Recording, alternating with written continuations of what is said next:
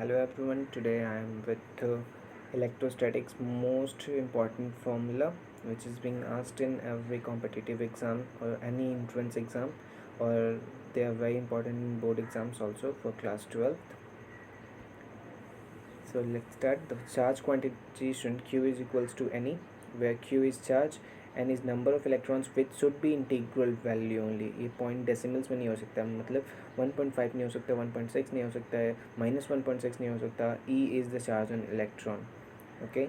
Now second one, the force of attraction or repulsion between the two charges is expressed in SI unit system as 1 by 4 pi epsilon naught 1 by 4 pi k epsilon naught, where k is dielectric medium, q1 q2 by r square, where q1 and q2 are 2 point charges, r is the distance between the two charges, k is dielectric constant of a medium, epsilon naught is the permittivity of free space.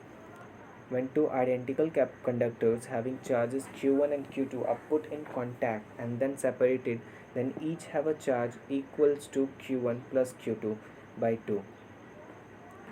If two identical charges are kept at three corners of equilateral triangle of side D, then the resulting force on any one side of a charge is given by F is equals to 9 into 10 power 9 into root 3 q square by d square. Means अगर एक triangle है और triangle के तीन में Q है, तो अगर हम इस ट्राइंगल पे इस पॉइंट पे अगर उस फोर्स फाइंड कर रहे हैं इस दोनों के रिस्पेक्ट में, तो ये हमारा फोर्स इस फॉर्मूला से आ जाएगा, where Q is the charge and D is the distance and the equilateral side of the side है the distance between the two charges. Okay, now if four identical charges are kept at four corners of a square side D, then the resulting force on any one of the charge is given by F is equals to 9 into 10 to the power 9. ये होता है value 1 by 4 pi epsilon naught का value होता है in free space q square by d cube root under 2 plus 1 by 2. अगर यही चार four identical charges को अगर हम कॉर्नर पर प्लेस कर दें और हम सेंटर पे स्क्वायर के सेंटर पे अगर इलेक्ट्रिक फोर्स फाइंड करना चाहें, तो वहाँ पे जीरो होगा, क्योंकि ड्यू टू सिमेट्री है, दोनों चार्जेस कैंसिल कर देंगे एक दूसरे को और जीरो इलेक्ट्रिक फील्ड होगा. Okay, now come to sixth, electric intensity or electric field intensity. Electric intensity at a distance r from a charge is given by E is equals to 1 by 4 k epsilon naught 4 pi k epsilon naught q by r square, where k is dielectric medium. हम यहाँ पे अगर 1 by 4 pi epsilon naught लिखते हैं, तो ये मतलब होता है कि हम फ्री स्पेस और वैक्यूम की बात कर रहे हैं, बिकॉज फ्री स्पेस और वैक्यूम में k का वैल्यू 1 होता है. ओके, बट यहाँ पे एक जनरल मीडियम की बात किया गया है, इसलिए k इंक्लूडेड है. If a charge q is placed in an electric field, it experiences a force का फॉर्म फोर्स एक्सपीरियंस करेगा जो कि दिया जाएगा F is equals to Q E. अगर वो पॉजिटिव चार्ज है तो वो along the electric field act करेगा फोर्स, और अगर नेगेटिव चार्ज है तो opposite to the electric field force act करेगा. Potential is given by W by Q naught, where Q naught is test charge which is being brought from infinity without any acceleration. Means acceleration zero constant velocity के साथ लाया जाता है, so that कि उसके kinetic energy में कोई change ना हो. ये सब कॉन्सेप्ट याद होने चाहिए, कॉन्सेप्ट बहुत बार क्वेश्चन आ जाते हैं. Electric field due to a charge q, V is equals to 1 by 4 pi k epsilon naught q by r. बहुत इंपॉर्टेंट फॉर्मूला है. Electric potential energy U is equals to 1 by 4 pi epsilon naught q1 q2 by r. Okay, potential energy यहाँ पे एक difference है potential energy और potential और electric field में. Potential energy में जो q1 q2 होता है उसका हम साइन के साथ लेते हैं. अगर पॉजिटिव चार्ज है तो प्लस लेंगे, नेगेटिव चार्ज है तो माइनस लेंगे, बट यहाँ पे साइन नहीं लेते, यहाँ पे हम डायरेक्शन पहले से इंक्लूडेड कर देते हैं देख कर भी. Okay, electric flux is given by E dot ds, where E is electric intensity, ds is the area of the surface. Electric dipole moment is given by 2ql. दो चार्जेस, एक पॉजिटिव q एक negative q, यानी negative positive के बीच में distance 2l होगा, तो ये negative से पॉजिटिव की तरफ डायरेक्शन होता है इलेक्ट्रिक डाइपोल का. ये डाइपोल है, मतलब दो पोल्स. डाइपोल वर्ड ही बता रहा है कि यहाँ दो पोल है, पॉजिटिव एक negative. Electric flux is given by phi is equals to ds cross E. phi is equals to ds cross E cos theta, where ds is small surface area, E is intensity of electric field at a given point, theta is the angle made by the component of electric field intensity with the normal to the given surface. Total normal electric induction over small surface area important है but बहुत कम पूछा जाता है examinations में. Normal component of electric field into permittivity into area. Okay, now the total electric induction of an area is given. The total electric induction over an entire area. Total normal electric induction over an entire area is given by E epsilon cos theta ds. Integration of E epsilon cos theta ds. Okay. Application of Gauss theorem. Gauss theorem का application. Gauss theorem क्या बोलता है पहले? Gauss theorem says our total electric flux of a closed surface is given by Q by epsilon naught, where epsilon naught is the permittivity of free space. Okay. Now यहाँ पे अगर electric intensity at a point outside a charged sphere is given by Q by 4 pi epsilon r square, और epsilon की जगह epsilon naught k replace करके हम ये formula बन जाएगा, where k is dielectric constant, epsilon is permittivity of free space, और if a point on the surface of charged sphere that is r equals to r, तो वहाँ पे हो जाएगा 1/4 pi epsilon naught k q by r. Okay. If sigma is the surface charge density of a charged sphere A, then sigma is equals to charge by surface area, or q by minus q by 4 pi r square. Then E is equals to sigma r square by epsilon r square. Okay. Now come to point 4, that is for the point near the surface of a sphere. For the point near the surface of the sphere, r is equals to r. E is equals to sigma.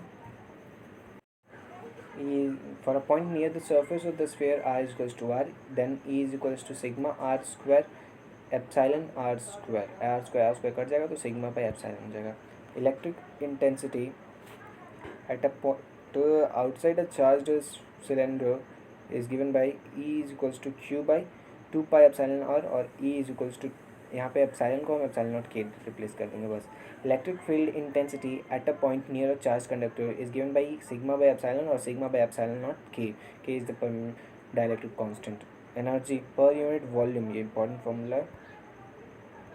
Energy per unit volume of a medium surrounded by a charged conductor, that is electric density, is du by dv is equals to sigma square by 2 epsilon naught k. Energy density in terms of electric intensity is du by dv is equals to 1 by 2 epsilon naught k E square, where E is the electric field intensity. Capacity और conductance हो जाता है q by v, that is charge by potential.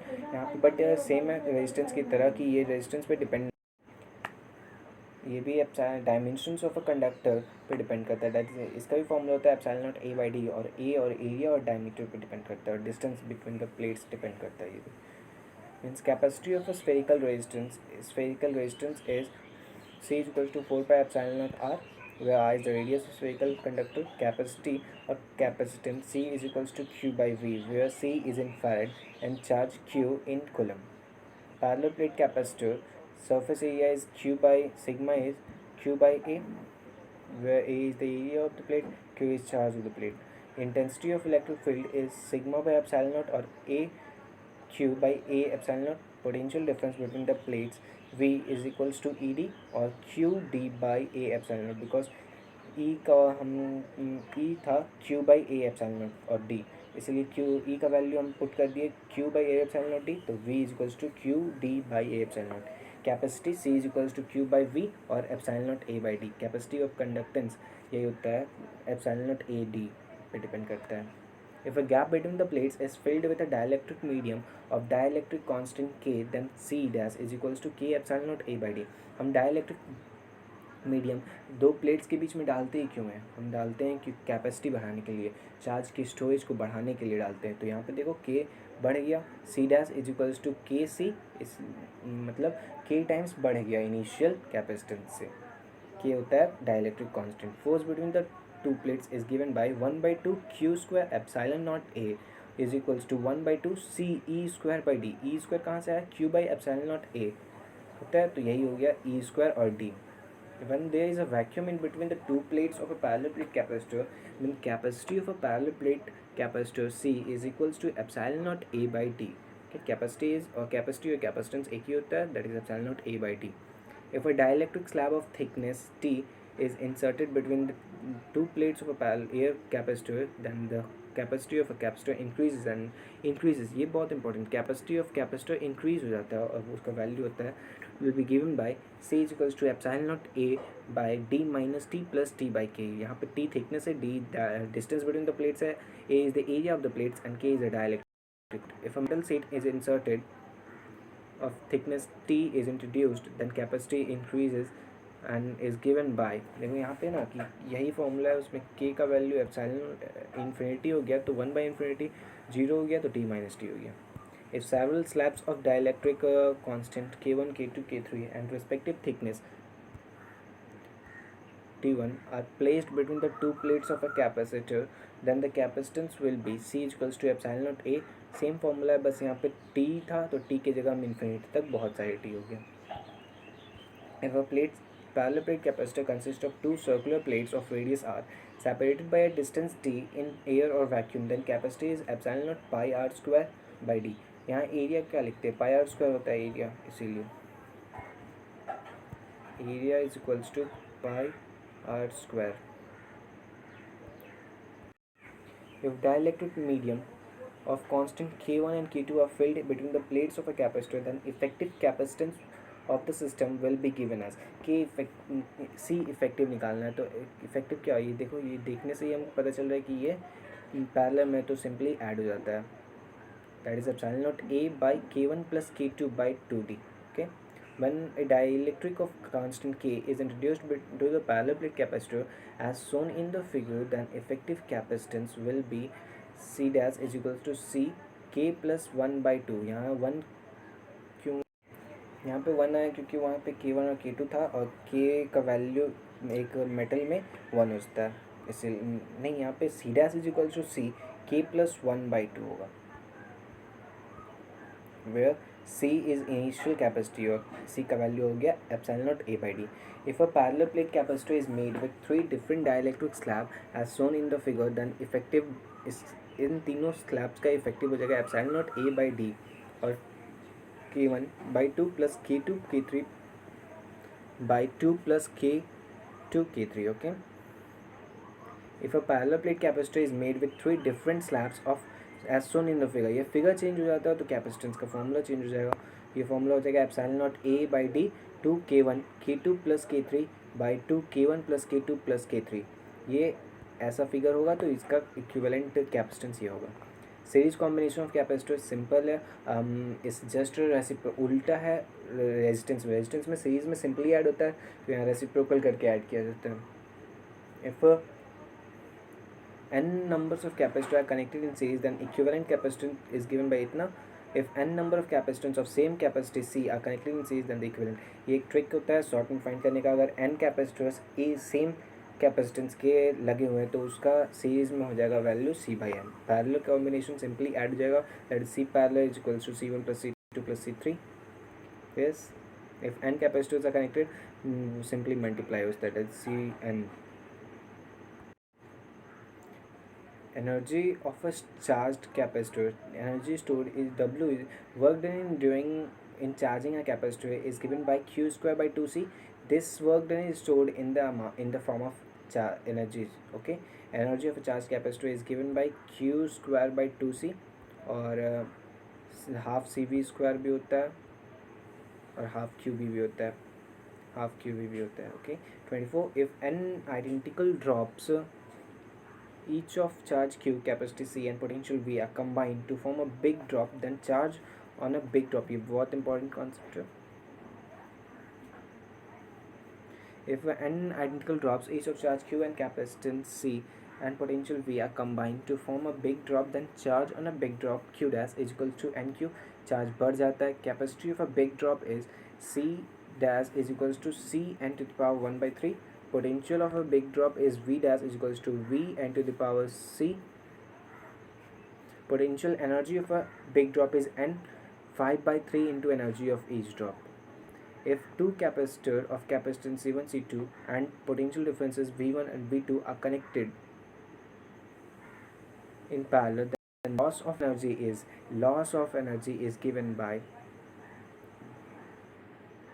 the delta W is equals to half of C1 C2 by C1 plus C2 V1 minus V2 का whole square. If they are connected in series, then delta W is equals to,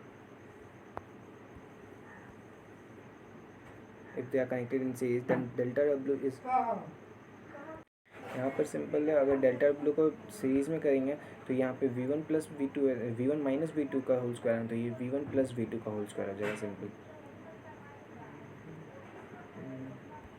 okay, thank you. And ये पूरा PDF मैंने description में दे दिया है.